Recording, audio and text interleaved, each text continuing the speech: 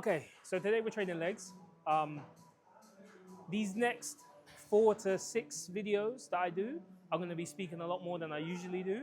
I ran a poll on my Instagram story, and a lot of people want to hear more information about how to grow specific body parts, as well as my approach to a cut versus a bulk.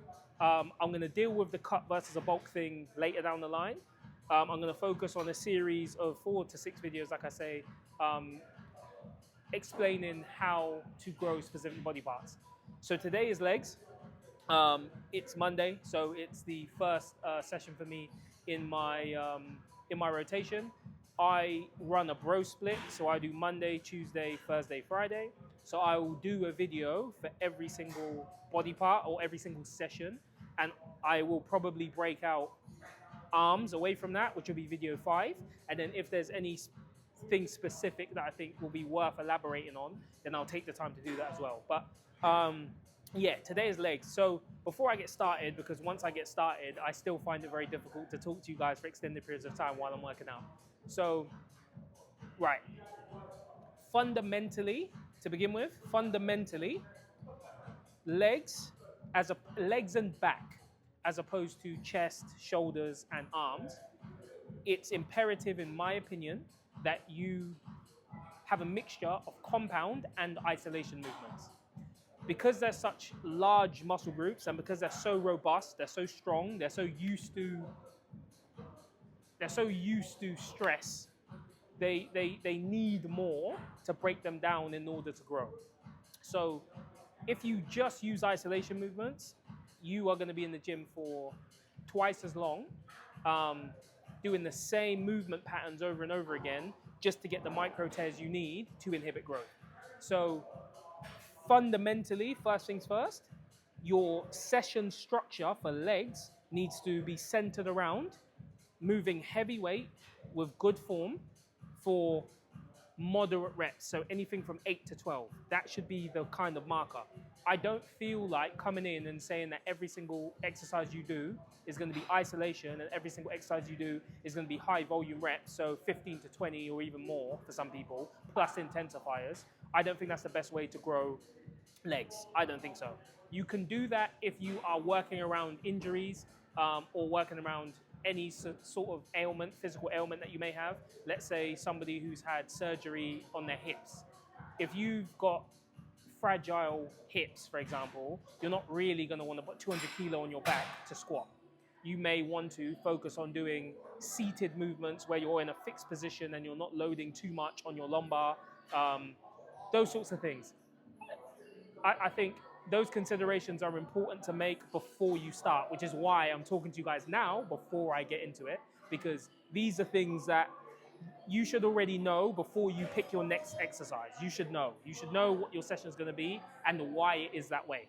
So for me, you guys will see today, and when I'm at each machine that I'm able to record at, because it's busy in here, when I'm at each machine, I will explain to you the impact it has on my specific session and why I have it. But like I say, fundamentally, and to generalize it slightly, my sessions are made up of my isolation movements first and then my compounds later.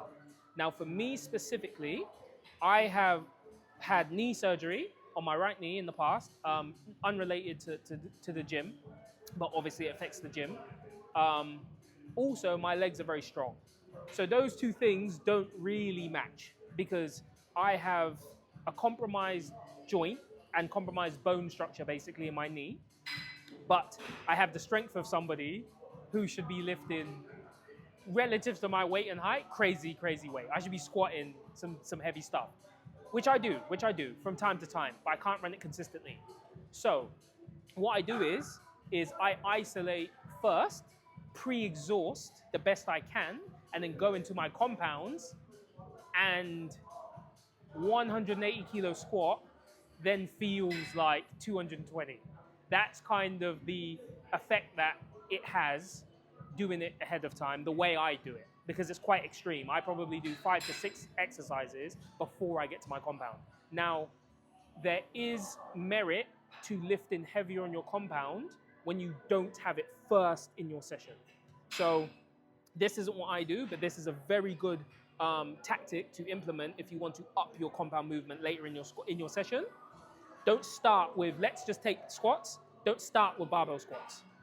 Go in, do leg extensions or seated flexion or both, and get the juices moving, especially in your knees and your ankles and your relative joints that you're going to be using predominantly for your barbell squat.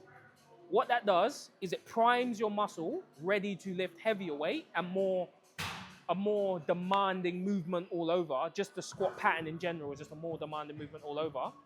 It primes your muscles for that, and it also gets your joints nice and warm and fluid for that movement. And you'll be surprised, just by implementing one of those 2 isolation movements beforehand, you will squat more than you squatted. Forget the mental barrier that you may have to say, well, I'm at my freshest when I first start. First thing in the morning, when you wake up from sleep for 9 hours, in theory, that's the freshest that you've been, that you're going to be all day, because it's as soon as you've woken up from a 8 to 9 hour sleep.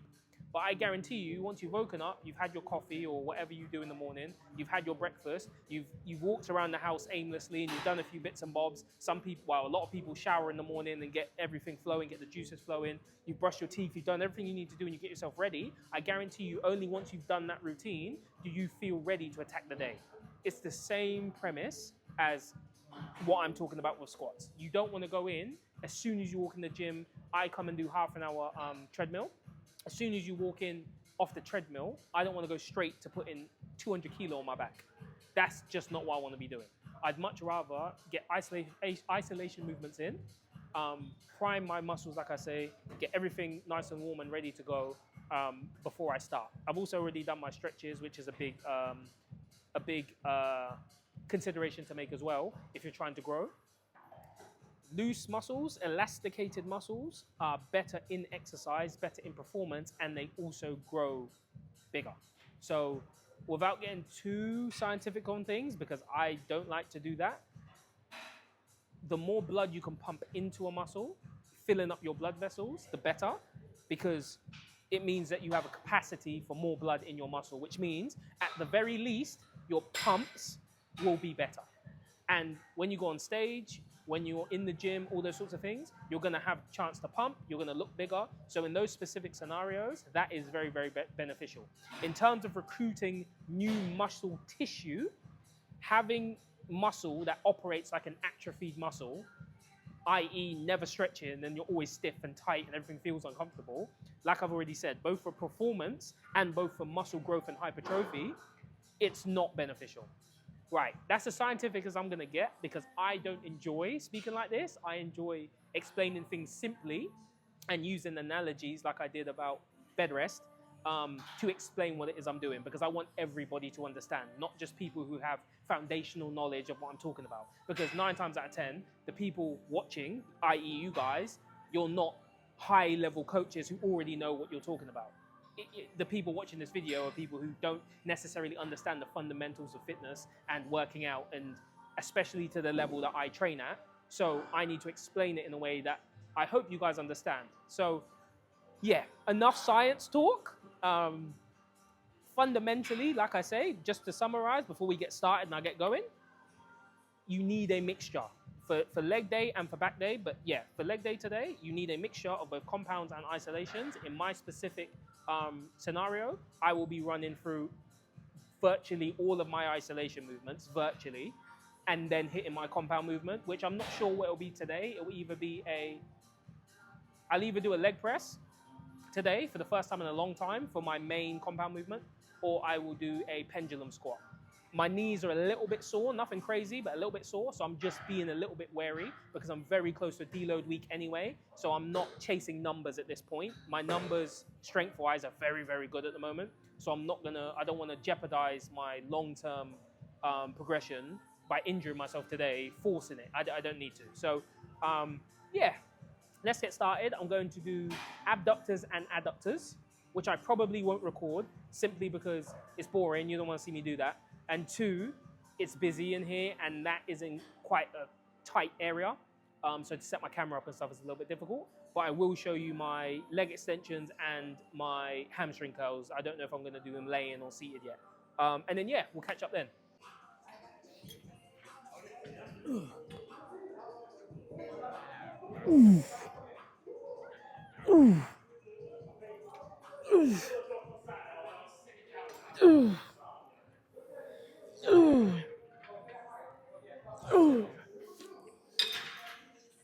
All right, cool. So we're going to do laying hamstring curls.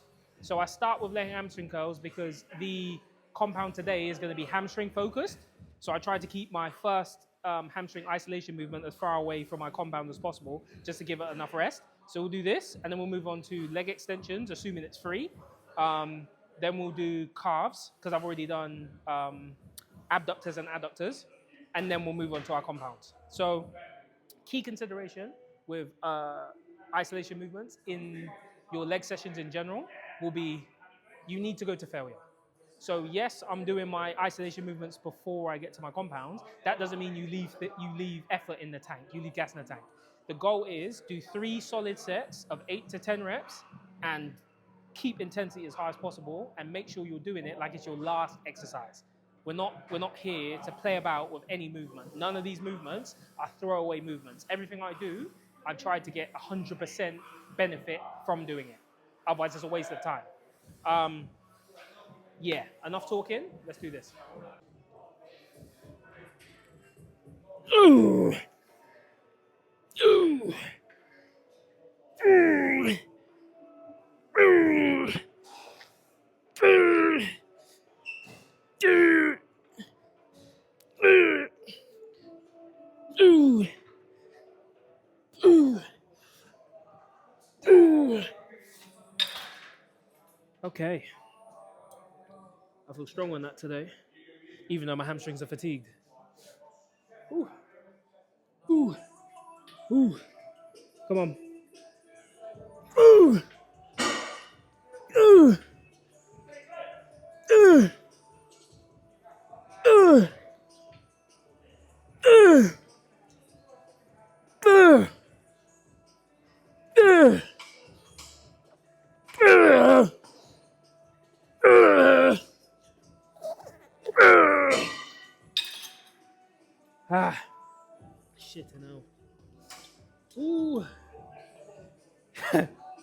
Last set's gonna be fucking awful. Hey, come on. Hey. Ooh. Ooh. Ooh.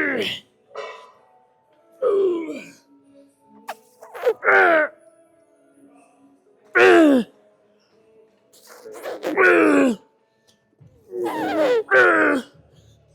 Ooh. Ooh.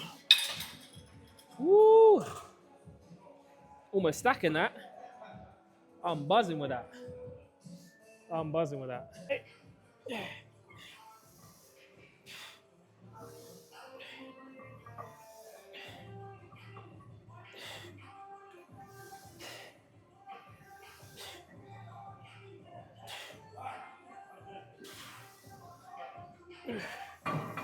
Woo.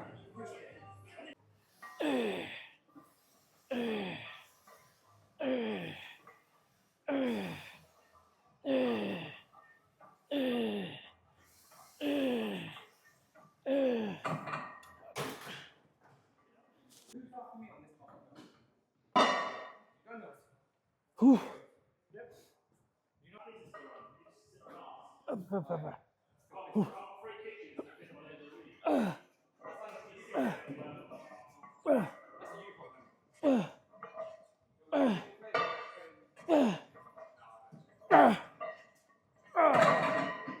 Whew.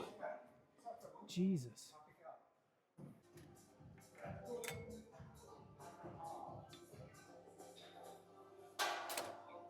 Ooh. Ooh. Ooh.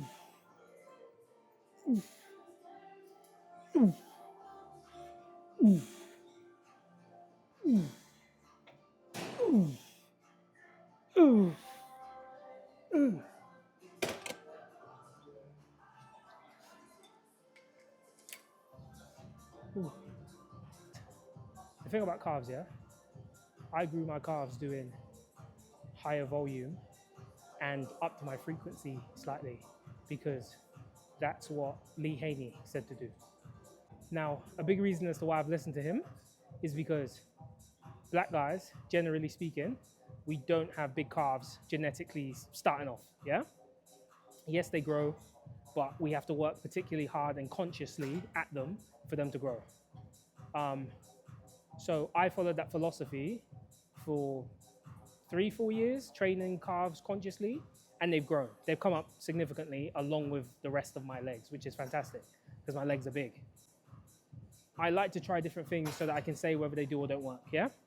And a big thing that Dorian Yates says is train them like any other body part. Hard and heavy, lower reps, you don't need high rep sets. You train them like you would train your back or your biceps or anything else. So that's what I've now been doing for a few weeks. I'm gonna see what that yields. And yeah, we'll go from there. Ooh. Ooh. Ooh. Ooh. Ooh. Ooh. Ooh. Ooh. Ooh. Ooh.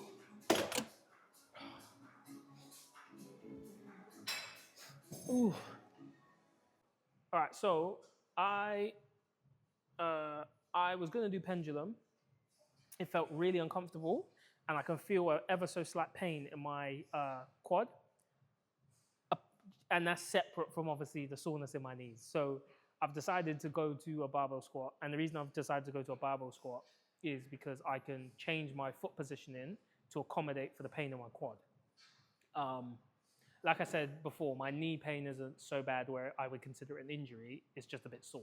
And I didn't want to load this up with 180 kilo and rep out for 10 to 12 when I know my knees are not where they need to be. So today I'm going to stay at 140. I will do as many sets as it feels comfortable up to 3.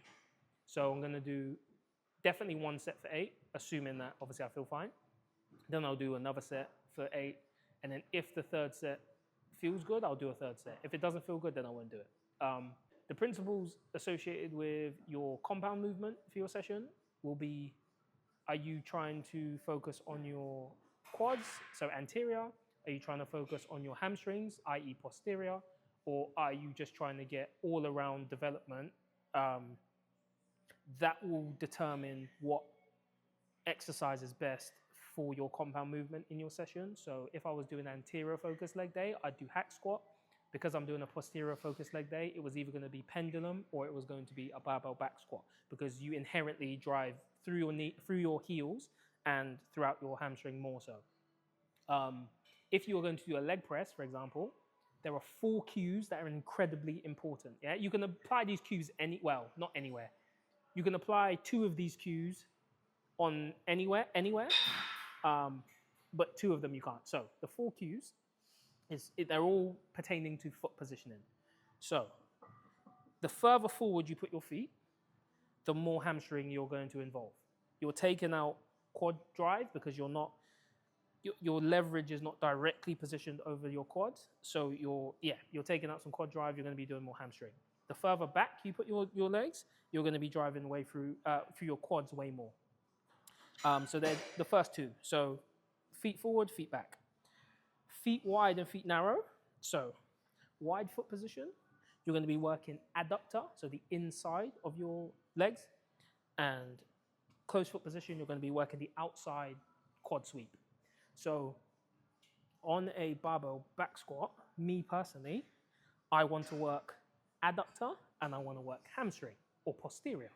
So I will do a slightly wider foot position, so shoulder width or just wider than shoulder width, and that will be my chosen stance for a barbell back squat. The same for a pendulum. On my anterior day, i.e. my quad day, when I do my hack squats, I will do a close foot position so I get more quad sweep, and I will do low foot position so that I get more quad. That way, I'm across the 2 variations of my leg day, I'm hitting both heavy duty abductor and quad work, and heavy duty adductor and hamstring or posterior work. So yeah, those are 4 cues which will help you execute your principles for your leg training. Right, let's go.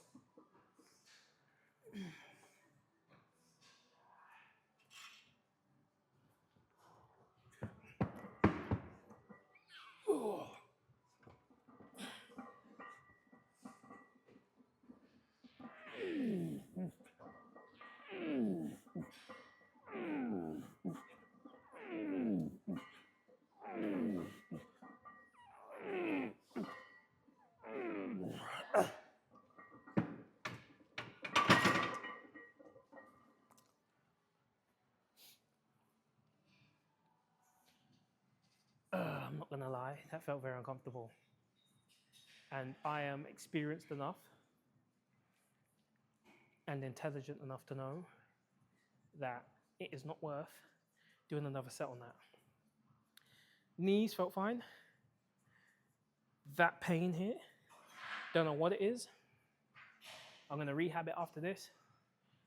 Chances are it's a knock-on effect from the deadlifts I did last week.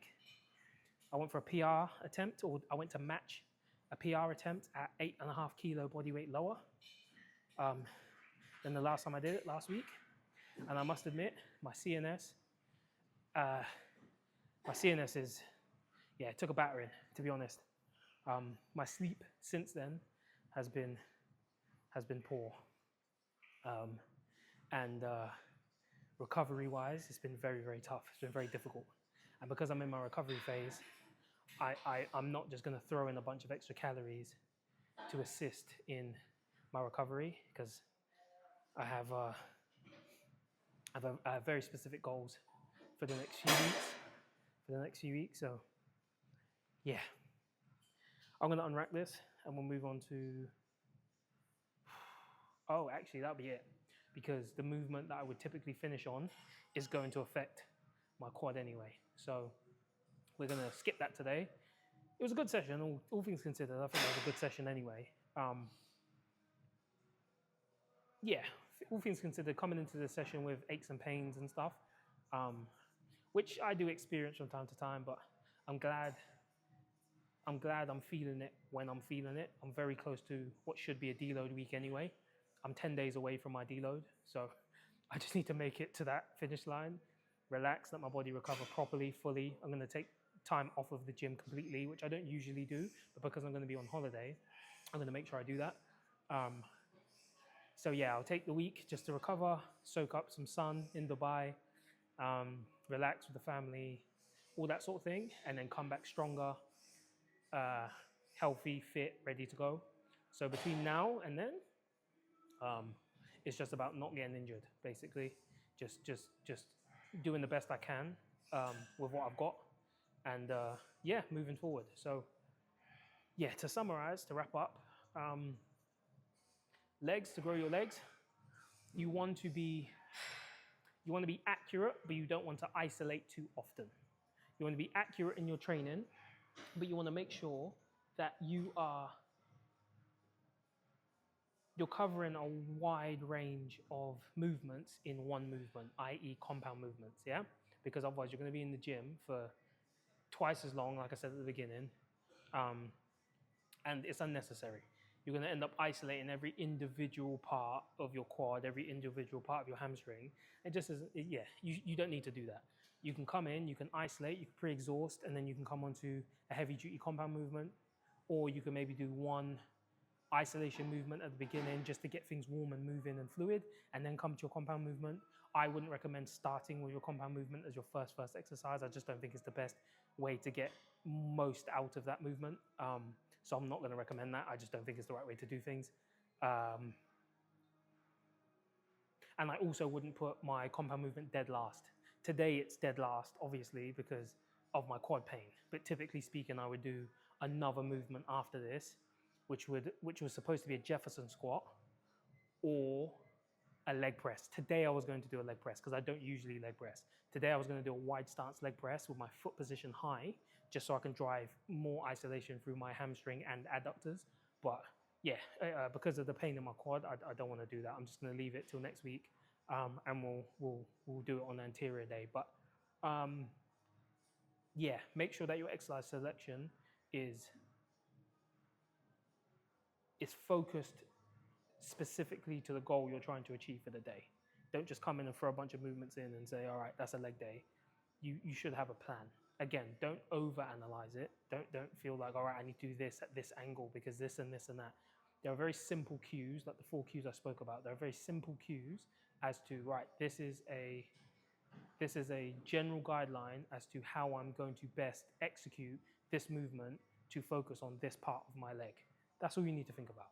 And then as you do that more and more and more, you will see the development in your legs and you'll be able to determine, am I doing these things properly? Am I doing these things with high enough intensity? So on and so forth. So yeah, one more thing to consider. So I do a bro split, like I said at the beginning. If you do push-pull legs, chances are in a 7 to 10 day cycle, you're gonna train legs twice. So if you want to split quads and hamstrings, then great. The same principles apply. The same principles apply. You should be doing isolation work for your quads going into a heavy duty compound movement. If you're one of those people that hinge on your back day, you may not do any hamstring movements on your quad focused leg day. You may not do any. Some people don't do that, so they put in like a hamstring curl or something just to supplement their hamstring training in preparation for your hamstring focused leg day, and then vice versa with your quads. So it depends what your specific split and exercise selection surrounding that is, but I train legs once a week. So I try and hit a broad spectrum of leg muscles in one session. I just have a slight bias towards anterior or posterior. That's it. Mine's very simple. If you have a more complex training plan where there's a lot of knock-on effects and cause and effect and this and that, it's obviously, I would need to give you very specific guidelines and very specific information. But for right now, this is a very general guideline as to how to grow your legs. And I think if you follow this, I think 95% of people will definitely see progress. I think the 5% that don't, it's probably because, like I said, the knock-on effect of your very complex training plan doesn't allow for you to do this sort of training on a consistent basis. But yeah, here's what it is. Hopefully you enjoyed it, and yeah, we'll catch up next time when I do shoulders and arms.